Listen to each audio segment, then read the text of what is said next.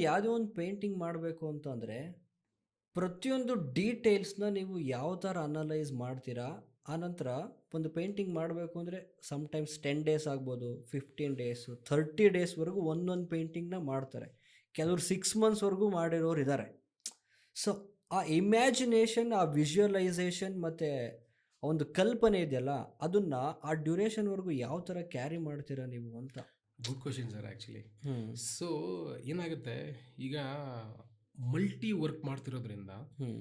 ಒಂದು ಅವಾಗ ನಾನು ಅಂದರೆ ಲೈಕ್ ಒಂದು ಕಂಪ್ನಿಯಲ್ಲಿ ವರ್ಕ್ ಮಾಡಿಕೊಂಡು ಮತ್ತು ಈ ಕಡೆ ಮನೆಯಲ್ಲಿ ಫ್ಯಾಮಿಲಿನೂ ಮೇಂಟೈನ್ ಮಾಡಿಕೊಂಡು ಹ್ಮ್. ಈ ಕಡೆ ನಮ್ಮ ವರ್ಕ್ನು ಫೋಕಸ್ ಮಾಡೋದು ಇದೆಲ್ಲ ವೆರಿ ವೆರಿ ಇಂಪಾರ್ಟೆಂಟ್. ಹ್ಮ್. ಯಾವಾಗ ನಮಗೆ ಇನ್ನೊಂದು ಮೂಡಿಂದ ನಾವು ಅದು ಫಾರ್ ಎಕ್ಸಾಂಪಲ್ ನಾವೀಗ button switch off switch on ಮಾಡ್ತೀವಿ, hmm. On and off. So ಹಾಗೆ ನಾವೆಲ್ಲೋ ವರ್ಕಿಗೆ ಹೋದ್ವಿ ಅಂದರೆ ಆ ಬಟನ್ ಅದು ಆನ್ ಆಗಿರ್ಬೇಕು ಅಲ್ಲಿ. ಕರೆಕ್ಟ್. ನಾವು ಸ್ಟುಡಿಯೋಗೆ ಬಂದ್ವಿ ಅಂತಂದರೆ ಇಲ್ಲಿ ಏನು ನಾವು ಅಂದ್ಕೊಂಡಿರ್ತೀವಿ, ಏನು ಸ್ಟುಡಿಯೋದು ಏನು ಎನ್ವೈರ್ಮೆಂಟ್ ಇರುತ್ತೆ ಅಥವಾ ಏನು ಸಬ್ಜೆಕ್ಟ್ ನಾನು ವರ್ಕ್ ಮಾಡ್ತಾ ಇರ್ತೀನಿ, ಹ್ಮ್. ಆ ಬಟನ್ನ ಆನ್ ಮಾಡ್ಕೋಬೇಕು. ಅಂದರೆ ನಾನು ಜಸ್ಟ್ ಸುಮ್ಮನೆ ಅದೊಂದು ಎಕ್ಸಾಂಪಲ್ ಕೊಟ್ಟೆ ಅಷ್ಟೇ. ಹ್ಮ್. ಸೊ ಆನ್ ಆ್ಯಂಡ್ ಆಫ್ ಅನ್ನೋ ಒಂದು ಸಬ್ಜೆಕ್ಟ್ ಏನಿದೆ ನಮಗೆ, ಆ ಒಂದು ಎನ್ವೈರ್ಮೆಂಟ್ ನಾವು ಅದು ರೋಟೀನ್ ಆಗಬೇಕಷ್ಟೇ. ಹ್ಮ್. ನಿಮಗೆ ಆ ಒಂದು ಮ್ಯಾನೇಜ್ ಮಾಡೋ ಒಂದು ಕೆಪಾಸಿಟಿ ಅಥವಾ ಒಂದು ಆ್ಯಟಿಟ್ಯೂಡ್ ಬಂದಾಗ ಡೆಫಿನೆಟ್ಲಿ ವಿಲ್ ಮ್ಯಾನೇಜ್ ಮಲ್ಟಿ ವರ್ಕನ್ನು. ಸೊ ನನಗೆ ಅದೇನು ಕಷ್ಟ ಅನ್ನಿಸ್ಲಿಲ್ಲ ಆ್ಯಕ್ಚುಲಿ. ಹ್ಮ್. ಈಗ ಯಾವುದೋ ಒಂದು ವರ್ಕ್ ನನಗೆ ಇವತ್ತೇನೋ ಒಂದು ಪಾರ್ಟ್ ಮಾಡ್ತಾ ಇರ್ತೀನಿ, ಇನ್ನೇನೋ ಒಂದು ಜಾಗ ನಾನು ಡೀಟೇಲಿಂಗ್ ವರ್ಕ್ ಮಾಡ್ತಾ ಇರ್ತೀನಿ. ಯೂಶಲಿ ನಾನು ಹೇಗೆ ಮಾಡ್ತೀನಿ ಅಂತಂದರೆ ಬ್ಯಾಕ್ಗ್ರೌಂಡಿಂದ ನಾನು ಫ್ರಂಟಿಗೆ ವರ್ಕ್ ಮಾಡ್ಕೊಂಡು ಬರೋದು. ಹ್ಮ್. ಓಕೆ, ನನ್ನ ಹ್ಮ್. ವರ್ಕ್ಗಳಲ್ಲಿ ಹ್ಮ್. ಹ್ಮ್. ಬ್ಯಾಕ್ಗ್ರೌಂಡಿಂದ ಫ್ರಂಟಿಗೆ ಬರ್ತೀನಿ. ಓಕೆ. ಸೊ ಈಗ ನಾನು ಯೂಸ್ ಮಾಡೋ ಮೀಡಿಯಾ ಏನಿದೆ ಆ್ಯಕ್ರಿಲಿಕ್ ಕಲರ್ ಆ್ಯಕ್ಚುಲಿ ಹ್ಮ್. ಮೇಜರಾಗಿ. ಆ್ಯಕ್ರಿಲಿಕ್ ಕಲರ್ ನಿಮಗೆ ಹಾರ್ಡ್ಲಿ 5 ಮಿನಿಟ್ಸ್, ನಿಮಗೆ 5-10 ಮಿನಿಟ್ಸ್ ನಿಮಗೆ ಟೈಮ್ ಕೊಡುತ್ತೆ ಅಷ್ಟೇ ಡ್ರೈ ಆಗೋದಕ್ಕೆ. ಓಪೇಕ್ ಮಾಡ್ಬೋದು, ಹ್ಮ್. ಅದ್ರ ಮೇಲೆ ನೀವು ಆ್ಯಡ್ ಆನ್ ಮಾಡ್ತಾ ಹೋಗ್ಬೋದು ಹೊರತು ಹಾ. ಟ್ರಾನ್ಸ್ಪರೆಂಟ್ ಇದು ಸಿಗಲ್ಲ ನಿಮಗೆ. ಹ್ಮ್. ಬಟ್ ಆಯಿಲಲ್ಲಿ ಹಂಗಾಗಲ್ಲ. ಆಯಿಲ್ ಕಲರ್ ನಿಮಗೆ ಟೈಮ್ ತೊಗೊಳುತ್ತೆ, ಅದರದ್ದೇ ಆದಂಥ ಒಂದು ಟೈಮ್ ತೊಗೊಳುತ್ತೆ ಡ್ರೈ ಆಗೋದಕ್ಕೆ. ಸೊ ಹಂಗಾಗಿ ನಾನು ಈ ಥರ ನನ್ನ ಒಂದು ಲೈಫ್ ರೂಟೀನ್ ಇರೋದ್ರಿಂದ ಹ್ಮ್. ನಾನು ಆ್ಯಕ್ರಿಲಿಕ್ಕನ್ನು ನಾನು ಚೂಸ್ ಮಾಡಿ ಅದರಲ್ಲೇ ಮೇಜರಾಗಿ ವರ್ಕ್ ಮಾಡ್ತಾ ಇರೋದ್ರಿಂದ ಓಕೆ. ನನಗೆ ಅದೇನು ಚಾಲೆಂಜ್ ಅನಿಸಲ್ಲ. ಅಂದರೆ ಇವತ್ತು ಇನ್ಯಾವುದೋ ಒಂದು ಭಾಗನ ವರ್ಕ್ ಮಾಡಿರ್ತೀನಿ, ನೆಕ್ಸ್ಟ್ ಡೇ ಗ್ಯಾಪ್ ಕೊಟ್ಕೊಂಡು ಮತ್ತೆ ನಾನು ಕುತ್ಕೋಬೇಕಾ ವರ್ಕಿಗೆ, ಮತ್ತೆ ಕುತ್ಕೊಳ್ತೀನಿ. ಹ್ಮ್. ಯೂಶಲಿ ನಾನು ನೈಟ್ ಹೊತ್ತು ತುಂಬ ಟೈಮ್ ಸ್ಪೆಂಡ್ ಮಾಡ್ತೀನಿ actually, okay. After 10 to 2 o'clock 3 o'clock. ಹ್ಮ್. ಯಾಕಂದರೆ ಪೀಸ್ಫುಲ್ ಆಗಿರುತ್ತೆ, ಜೊತೆಗೆ ಜಾಸ್ತಿ ವರ್ಕ್ ಆಗುತ್ತೆ ಆವಾಗ. ಹ್ಮ್. ಪೀಸ್ಫುಲ್ಲಾಗಿ ವರ್ಕ್ ಆಗುತ್ತೆ ಆ್ಯಕ್ಚುಲಿ. ಚೆನ್ನಾಗಿ ತಲೆ ಓಡಿಸ್ಬೋದು. ಖಂಡಿತ ಅಲ್ವಾ? ಖಂಡಿತ. ಹ್ಮ್. ಕಾನ್ಸಂಟ್ರೇಷನ್ ತುಂಬ ಚೆನ್ನಾಗಿರುತ್ತೆ. ಹ್ಮ್. ಸೊ ಹ್ಮ್.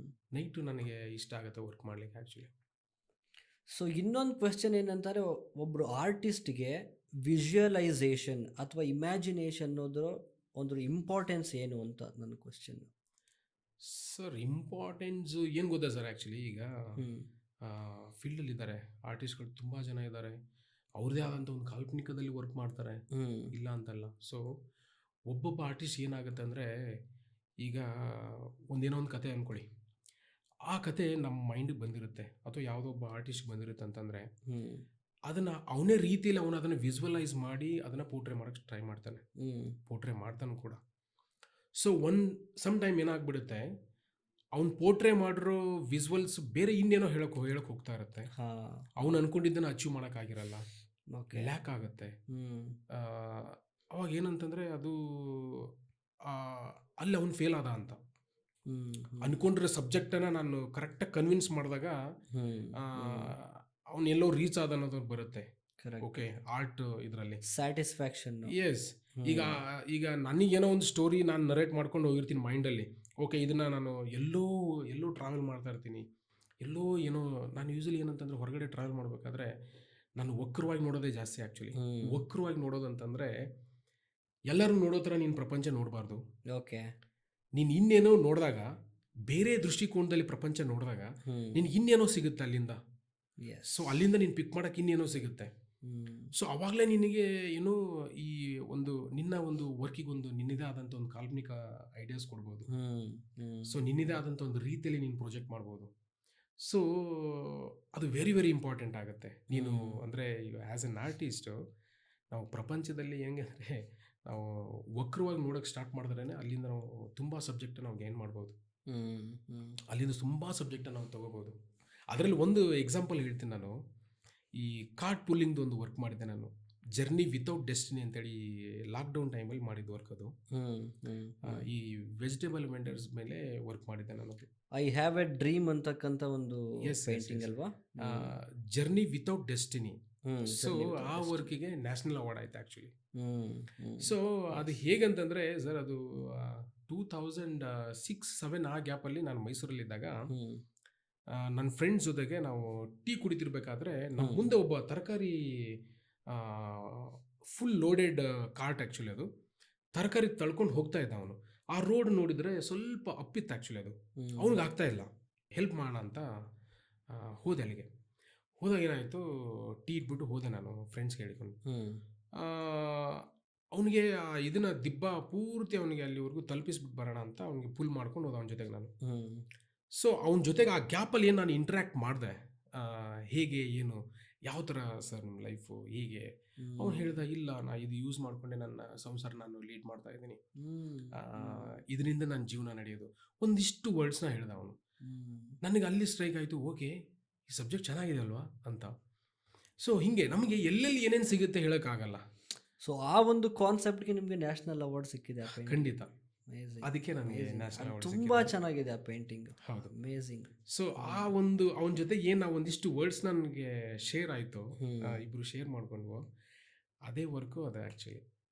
ಅದರಲ್ಲಿ ನೀವು ನೋಡ್ಬೋದು, ಅದರಲ್ಲಿ ನನ್ನ ಫ್ಯಾಮಿಲಿನೇ ಇದೆ, ಅಂದರೆ ನನ್ನ ಮಗಳು, ನಾನು, ನನ್ನ ಹೆಂಡತಿ.